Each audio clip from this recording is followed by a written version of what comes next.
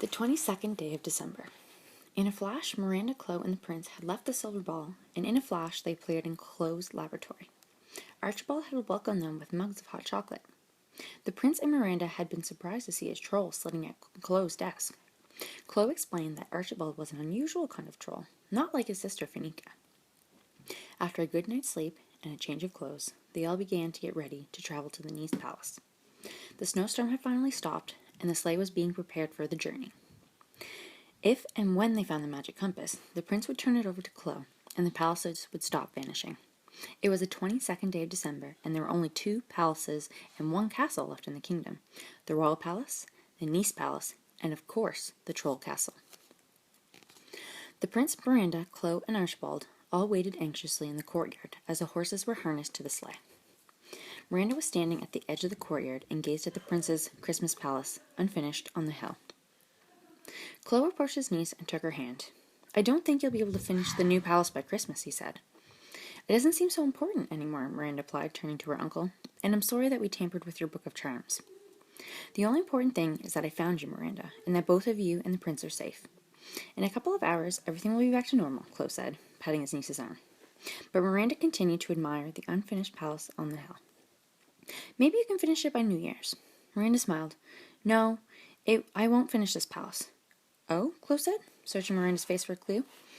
"I'm not a very good architect," she said. "I know where my real talents lie." She looked at her uncle to make sure he was listening.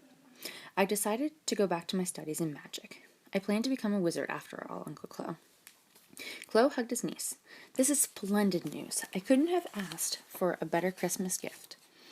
Miranda and Chloe rejoined the others and climbed into the sleigh. Chloe took the reins between his fingers, and the horses took off in a trot. Soon they were racing through the forest towards the Nice Palace. "Are we going to pass by the Christmas tree farms?" Archibald asked. "I'm afraid the Christmas tree farms are in the opposite direction," the prince answered. "Why do you ask?" "I love Christmas trees. I could spend all day in the forest." "When all this business is over, I'll do something about that," the prince said. "Uncle Chloe," Miranda said, "are you sure you can reverse the spell on the magic compass?" "Yes, the prince has given the power of the compass back to me of his own free will. I can easily reverse the magic without turning into stone." "I can't wait to meet nieces," Miranda said happily. "This is certainly turning out to be an exciting Christmas." "I've never ridden in a sleigh before," Archibald shouted. "I love the sound of the bells on the horses." "The runners are polished, they glisten and shine. The snow is crisp, we'll make good time. The horses are hitched, with a harness and bridle. Hurry up, we mustn't be idle. The mares are neighing, the birds all sing. The day is clear, the church chimes ring. But best of all are the horses' bells, as they jingle and tinkle through hill and dell." As the sleigh made its way towards the Nice Palace, Balto was shoveling snow from the burrows. "It's hopeless," he said, putting the shovel aside. "There's no way I can shovel a path through the burrows. We'll have to wait until it melts." "But Balto," Chandra said, "it's almost Christmas and there are only 2 palaces left. Soon the needle will be pointing to the Nice Palace." At that moment, Clipper came bounding down the stairs. He'd been up in the tower, looking over the kingdom through his telescope. "Mama, Papa, there's a sleigh coming this way, and Archibald and Spike are on it." "Archibald!" Balto exclaimed. "And Spike!" "Yes, come look." Balto and Chandra followed him to the tower. Balto looked through the telescope. "It's the prince and the wizard and a young woman." The visitors from the royal palace were welcomed by the nieces, and Chandra and Balto invited their guests inside. "I'm so happy to see you again," Archibald Clipper said, giving his troll friend a big hug. "And you too, Spike," he added, scratching Spike's ears. They all rocked around the statues of Finica and Pendulum. They laughed at the sight of Finica draped in garlands. Chloe looked at the magic compass in Pendulum's hand. "Not a moment too soon," he said. "The needle of the compass is pointing at the Nice Palace." He waved his hand over the compass. "Juice of stone, wing of bat, blade of fennel, tail of rat, ring of onion, and hair of cat, a little this, a little that. Wipe my feet, ounce of fat, mix it once on the mat, quill of feather in this hat, a little this, a little that." Suddenly there was a cloud of smoke. When it cleared, Pendulum and Finica were themselves again. The nieces rushed to hug Pendulum, while Finica tried to unravel herself from the garlands. "I'm going to sprinkle you all with enough sleeping powder to send you to dreamland for 100 years, she shouted, reaching into her powder pouch. "Is this what you're looking for?" Chloe asked, holding the powder pouch up for her to see. "Give that to me," Finica shouted. "Catch," Chloe said, tossing the belt towards her, but it disappeared in midair. "My powders!" Finica cried. "My magic powders! Now I'll never get the Nice handbook." She began to wail and stomp her feet. She certainly is upset, Tandra said.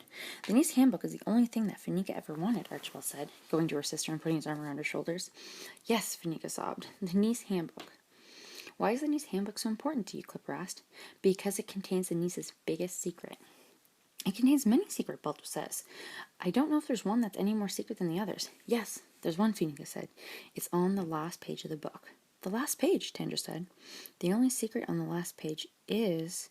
But Tandra couldn't finish her sentence. She began to laugh, and Balto and Pendulum and Clipper joined in. What's so funny? Fanika stifled. The last page contains a recipe for rice pudding, Tandra said, fetching the book from the cupboard. Yes, the niece's biggest secret, Fanika sighed.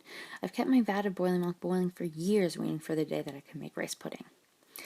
That's why you wanted to steal the niece handbook? Pendulum asked. Yes. But the recipe for rice pudding isn't a secret, Tandra said. All you had to do was ask. I would have given it to you. Trolls don't ask, Fanika said. Well, maybe you should try now, Tandra suggested. Fanika looked at the nieces and mumbled something. I didn't hear you, Tandra said. I said, Fanika began, louder this time. Can I have the recipe for rice pudding? Of course, Tandra answered, and quickly copied it from the niece handbook and handed it to Fanika. It's mine! It's everyone's, Tandra replied. Everyone should have the recipe for rice pudding. The clock struck the hour.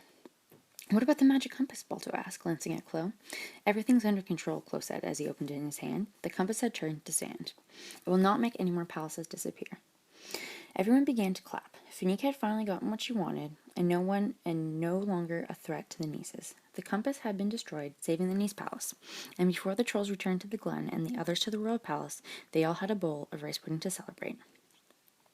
I would like to invite everyone, including the trolls at the glen, to a special Christmas Eve party at the royal palace, the prince mumbled between mouthfuls of rice pudding, and I will have an announcement to make.